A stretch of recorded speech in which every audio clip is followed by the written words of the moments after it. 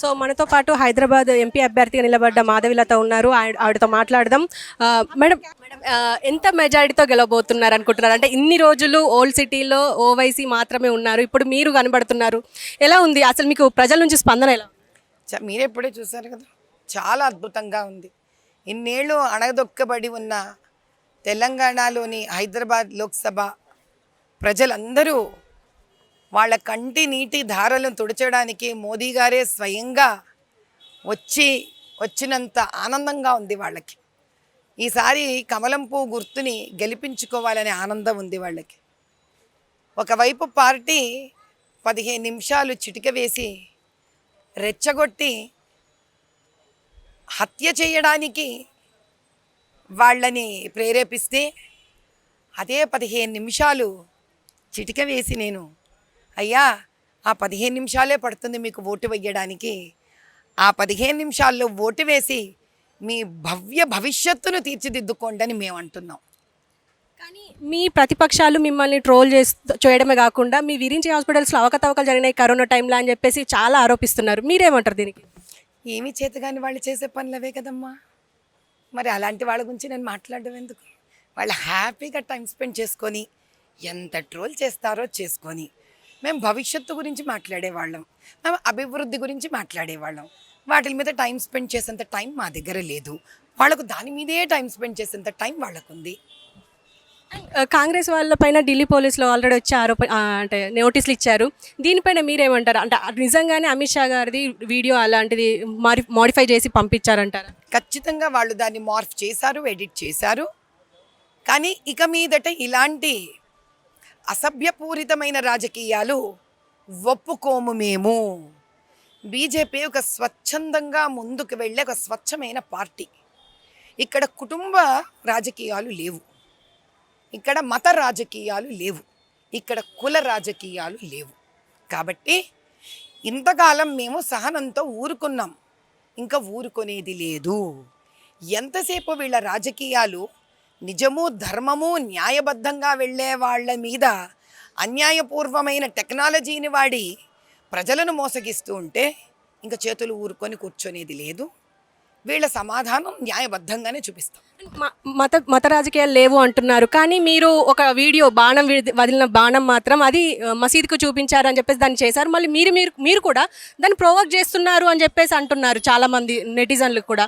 దానికి మీరేమంటారు? అంటే ఆ బాణం వదిలే యాక్టివిటీని అంటే మరి నేను అదే హజరత్ అలీ రంజాన్ ఊరేగింపులో మరి నేను నల్ల కండువా వేసుకున్నాను, నేను వెళ్ళి హజరత్ అలీకి పూలమాల వేశాను. మరి దానికి కూడా ఎన్నో నానార్థాలు తీసుకోవచ్చుగా. అర్థం తీసుకునే వాళ్ళది ఏముందిలే అమ్మా, పచ్చకామర్లు వచ్చిన వాళ్ళకి లోకమంతా పచ్చగా కనిపిస్తుంది, పర్లేదు. Thank you very much. చూసారు కదా, బీజేపీ ఎంపీ అభ్యర్థిగా ఖచ్చితంగా నేను మెజారిటీతో గెలుస్తాను అని చెప్పేసి ఓవైసీకి చెల్లడు ఓల్డ్ సిటీలో అని చెప్పేసి కూడా మాట్లాడుతున్నారు. సో ట్రోల్స్ చేసుకునే వాళ్ళు చేసుకొని, నాది మాత్రం నాకంత టైం లేదు వాటిని అందరినీ పట్టించుకోనందుకు, ఖచ్చితంగా ముందు నేను మంచి విజయాన్ని సాధిస్తాను అని చెప్పేసి అంటున్నారు. అందరికీ నమస్తే. ప్రస్తుతం మనతో పాటు బల్మూరి వెంకట్ ఉన్నారు, కాంగ్రెస్ ఎమ్మెల్సీ. సో ఓయూలో సెలవులు ఇవ్వడాన్ని, అది కరెంటు కోతల మరి వాటర్ ప్రాబ్లమా అని చెప్పేసి మనకు బయటకి వస్తున్న ఒక సర్క్యులర్ని ఏదైతే ఉందో దాని గురించి మాట్లాడతారు. అలాగే కొన్ని మాట్లాడదాం. సార్ నమస్తే. నమస్తే అమ్మ. సార్ చెప్పండి, ఇప్పుడు పూర్తి సమస్య అంటే స్టూడెంట్స్ అయితే బయటికి వెళ్ళాలి అని చెప్పేసి చాలా మంది మాట్లాడుకుంటున్నారు, కానీ ఓయూలో మీరు మాత్రం మెస్ ఓపెన్ పెడుతున్నాం అని చెప్తున్నారు. దీనికి మీరు ఈ సర్క్యులర్ ఏదైతే ఉందో నిన్న వీళ్ళు పెద్ద రాధాంతం చేసిర్రో, ఈ సర్క్యులర్ ఎవ్రీ ఇయర్ జనరల్గా సమ్మర్ వెకేషన్ సంబంధించి ఒక షెడ్యూల్ ఉంటుంది. ఆ డేట్లని ముందే ప్రకటిస్తారు. ఇది ప్రతి ఉస్మానియా యూనివర్సిటీ విద్యార్థులందరికీ కూడా తెలుసు. దాని ప్రకారంగా ఎవ్రీ ఇయర్ ఒక సర్క్యులర్ రిలీజ్ చేస్తారు. లాస్ట్ ఇయర్ కూడా సేమ్ 12/5/2023 రోజు ఒక సర్క్యులర్ రిలీజ్ చేశారు. ఆ రోజు ఎలక్షన్ కోడ్ లేదు, ఏం లేదు, సంపూర్ణంగా సేమ్ అదే సర్క్యులర్ని ఈసారి చీఫ్ వార్డెన్ గారు డేట్ మార్చి ఈ సంవత్సరం కూడా 15 days వెకేషన్ టైంలో ఆ రీజన్ మెన్షన్ చేసి రిలీజ్ చేయడం జరిగింది. రిలీజ్ చేసిన దాన్ని కూడా ఏదైతే సంబంధించి దాన్ని తప్పుగా పరిగణలోకి తీసుకొని ఇమీడియట్గా వారికి ఆ లేనప్పుడు ఎందుకు ఆ రకంగా పెట్టాలని వారికి షోకాస్ ఇవ్వడం జరిగింది. ఫస్ట్ ఇది. సెకండ్ది, ఏదైతే సంబంధించి వాటర్ ఎలక్ట్రిసిటీ ప్రాబ్లం ఉందని చెప్పి ఏదైతే వీరు మాట్లాడి ట్వీట్ చేసిర్రో, దానికి సంబంధించి వాటర్ బోర్డుల అధికారులు వచ్చి కూడా దాన్ని చేసి ఎటువంటి వాటర్ కొరత లేదని వారిచ్చిన నివేదిక. దానితో పాటు ఎలక్ట్రిసిటీ బోర్డు అధికారులు వచ్చి ఎటువంటి ఎలక్ట్రిసిటీ ప్రాబ్లం లేదని వారిచ్చిన నివేదిక. అండ్ నిజంగా కల్వకుంట్ల చంద్రశేఖరరావు గారికి చిత్తశుద్ధి ఉంటే గత 10 సంవత్సరాలుగా ఒక్కసారి కూడా ఉస్మానియా యూనివర్సిటీకి వచ్చి విద్యార్థులతో మాట్లాడిన దాఖలాలు లేవు, ఆ సమస్యలు పరిష్కరించిన దాఖలాలు లేవు. ఆఖరికి 100 years సెలబ్రేషన్కి వెళ్ళాలన్నప్పుడు కూడా పెద్ద రాదాంతం చేసి అందరినీ అరెస్ట్ చేసి అక్రమ అరెస్ట్ చేసి కేసులు పెట్టి దొంగ లెక్క దొడ్డదారిన తారనాగ దగ్గర ఏదైతే ఆ గ్రౌండ్ గోడ బద్దలు కొట్టుకొని లోపలికి వచ్చి దొంగ లెక్క అట్లా వెళ్ళిపోయాను. ఆఖరికి నీ మేనిఫెస్టోలో ఏ రోజు కూడా నువ్వు యువకులకు సంబంధించి ఒక అంశం పెట్టలే. టీఎస్పీఎస్సీ గురించి నువ్వు స్పందించలే, ఏదైతే బోర్డ్ ఆఫ్ ఇంటర్మీడియట్ గురించి నువ్వు స్పందించలే, బాస్లా ట్రిపుల్ పైన స్పందించలే. ఆఖరికి యువకులు చనిపోతుంటే కూడా వారికి ఏ రోజు కూడా భరోసా అయ్యని కేసీఆర్ ఈ రోజు గద్దె దిగిపోయినప్పుడు మళ్ళా ఉస్మానియా యూనివర్సిటీ గుర్తుకొచ్చింది, యూనివర్సిటీ విద్యార్థులు గుర్తుకొచ్చారు.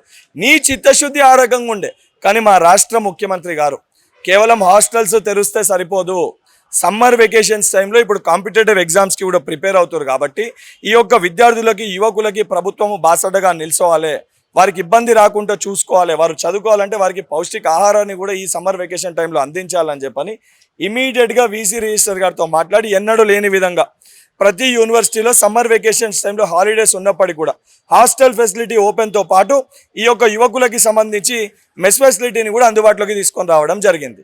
నిజంగా కేసీఆర్ గారు చెప్పిన ట్వీట్కి మీరు కట్టుబడి ఉంటే 24 గంటలు ఉస్మానియా యూనివర్సిటీకి మీరు రండి. కరెంట్ కట్ అవుతుందా, వాటర్ వస్తున్నాయా లేదా, మెస్ ఓపెన్ ఉందా లేదా, హాస్టల్ ఓపెన్ ఉన్నాయా లేదా చూద్దాం. నేను చెప్పిన 4 చెప్పినట్టుంటే తెలంగాణ సమాజానికి, విద్యార్థులకి, తెలంగాణ మా ముఖ్యమంత్రి గారికి బహిరంగ క్షమాపణ చెప్పాలి. లేకపోతే నేను బహిరంగ క్షమాపణ చెప్పడానికి సిద్ధంగా ఉన్నా. కేసీఆర్ గారు ఇప్పటికన్నా ఇసొంటి తప్పుడు మాటలు చెప్పి విద్యార్థులను రెచ్చగొట్టి మీరు 10 సంవత్సరాల అధికారంలో ఉండి మీ కుటుంబం మీరు పొట్ట నింపుకోరు. ఈరోజు మేము కావాలని చెప్పి ఈ ప్రభుత్వం ప్రజాప్రభుత్వం అధికారంలోకి వస్తే మా జీవితాలు మారుతాయనే ఉద్దేశంతో మేము కాంగ్రెస్ ప్రభుత్వాన్ని విద్యార్థులందరూ గెలిపించారు.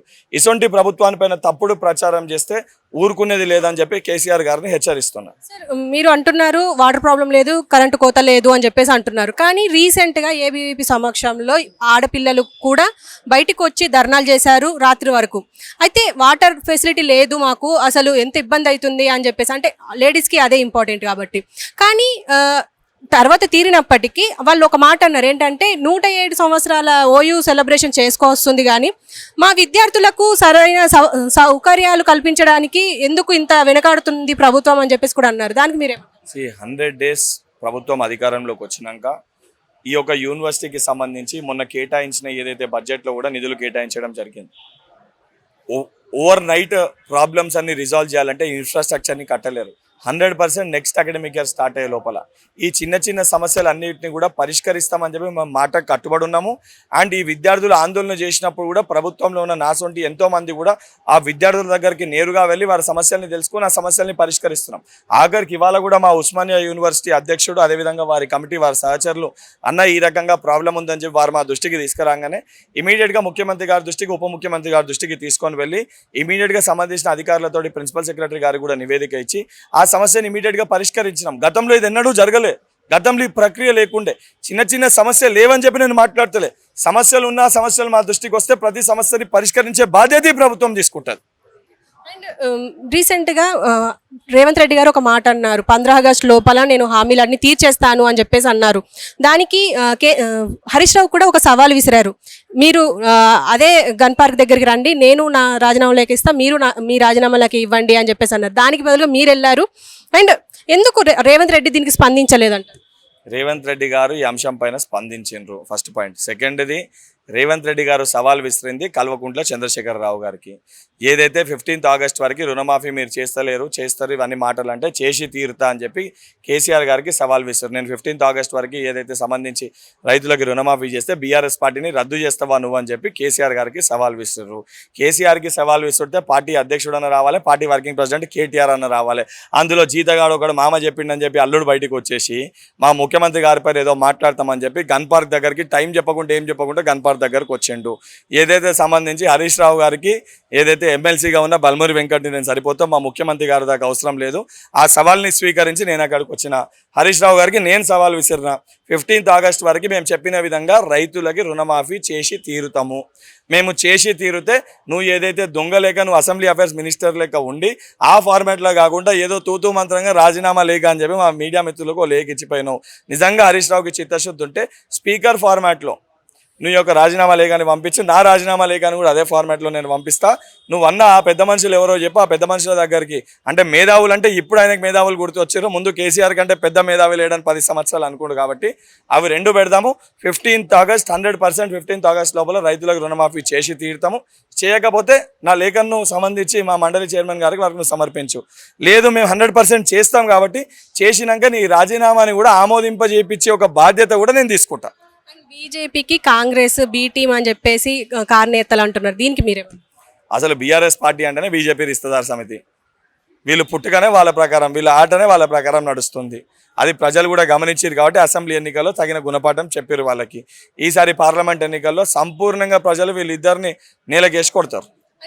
ఇప్పుడు డీఫేక్ వీడియోలు అమిత్ షా పైన ఏదైతే వచ్చిందో దానికి నోటీసులు ఇవ్వడం జరిగింది. ఇప్పుడు దీని గురించి అంటే ఎంతవరకు ప్రవృత్తి చెందింది, అంటే ఎంత అంటే ఇది కరెక్ట్ అవునా కాదా అని చెప్పేసి ఎప్పుడు తెలుసుకున్నారా? ఇంకా సోషల్ మీడియాని అడ్డు పెట్టుకొని మా ముఖ్యమంత్రి గారిని అందరినీ టార్గెట్ చేసిన విధంగానే అందరి ముఖ్యమంత్రులని టార్గెట్ చేసి భయపెడదాము, భయభ్రాంతులకు గురి చేసి రాజకీయ లబ్ధి పొందుదామని బీజేపీ పార్టీ చూస్తుంది. మీరు ఎన్ని డ్రామాలు చేసినా మా ముఖ్యమంత్రి గారికి కానీ మాకు కానీ ప్రజల కోసము కొట్లాడినప్పుడు జైల్లో పెట్టినా దెబ్బలు కొట్టినా మేము వచ్చింది ప్రజాసేవ కోసము. దానికి వెనుకంజ చేసే మా నాయకుడు మా ముఖ్యమంత్రి గారు కాదు. ఏదున్నా కూడా నువ్వు ఎంత ఇబ్బందులు పెట్టినా 100% ఇంకా ఆఖరి నెల రోజుల మటుకే ఉంది. నెల రోజుల తర్వాత మా రాహుల్ గాంధీ గారు ప్రధానమంత్రి అవుతారు. ప్రధానమంత్రి అయినాక ఎవడు దొంగనో ఎవడు దొరనో, మీరు 10 సంవత్సరాలుగా భారతదేశానికి ఏం చేశారో, బీజేపీ పార్టీ నాయకులు చేసిన అక్రమాలు ఏందో, ఏ రకంగా రిజర్వేషన్ని తొలగిద్దామనుకుని, ఏ రకంగా రాజ్యాంగాన్ని మార్చే ప్రయత్నం వీళ్ళు చేశారు, అన్ని ఆధారాలు ప్రజల ముందు పెడతాము. ప్రజల ముందు పెట్టి ప్రజలతోటే వీళ్ళకి దెబ్బలు కొట్టిస్తాము. ఫైనల్ గా కాంగ్రెస్ ని చీల్చేది రేవంత్ రెడ్డి అని చెప్పేసి బీఆర్ఎస్ అంటున్నారు, బీజేపీ అంటున్నారు. అసలు ఎందుకు అంత ధీమా వ్యక్తం చేస్తున్నారు, ఎందుకు అంత అనుమానంగా ఉన్నారు? ఇప్పుడు ప్రజలు కోరుకునే విధంగా పరిపాలన అందించినప్పుడు ఉద్దేశపూర్వకంగా మేమంతా కలిసిమెలిసి కుటుంబ సభ్యులు లేకుంటే తట్టుకోలేక జీర్ణించుకోలేక మేము అనుకున్నది ఒకటి అయింది ఒకటి, మా పరిస్థితి ఏంది, మేము ఇంకా మా రాజకీయం సంపూర్ణంగా నాశనం అయిపోతుంది అని చెప్పి ఒక పొలిటికల్ డ్రామా, ఒక పొలిటికల్ స్టంట్ వీళ్ళిద్దరు కలిసి ఆడుతున్న దానికి నిదర్శనము. ఇద్దరు అదే మాట అంటారు. కాబట్టి ఎంత అప్రజాస్వామ్యబద్ధంగా వీరు పరిపాలించాలనుకుంటారో వీరి యొక్క మాటలతో చాలా స్పష్టంగా కనబడుతుంది. ఇప్పటికన్నా ఇటువంటి మాటలన్నీ కూడా తెలుసు. 5 సంవత్సరాలు కాదు, రాబోయే 5 సంవత్సరాలు కూడా రేవంత్ రెడ్డి గారే తెలంగాణ రాష్ట్ర ముఖ్యమంత్రిగా కాంగ్రెస్ పార్టీ తరఫున ఉంటారు. Okay sir, thank you very much. So చూశారు కదా, కేవలం ఇవి రాజకీయ లబ్ధి కోసమే ఓయూలో ఇలా ప్రచారం జరుగుతోంది. కానీ ఓయూలో కరెంట్ ఉంది, వాటర్ ఉన్నాయి, కానీ సెలవులు మాత్రం ప్రకటించాలి కాబట్టి ప్రకటించాము అని చెప్పేసి అంటున్నారు. లాస్ట్ ఇయర్ లాగానే ఇప్పుడు అలాగే ప్రకటించాము అని చెప్పేసి అంటున్నారు. సో చూద్దాం, అంటే ఇప్పుడు ఎన్నికలు అయిపోతున్నాయి, ఎన్నికల తర్వాత ఏం జరుగుతుంది అనేది కూడా చూడొచ్చు. సో ఇది ఇక్కడ సమాచారం.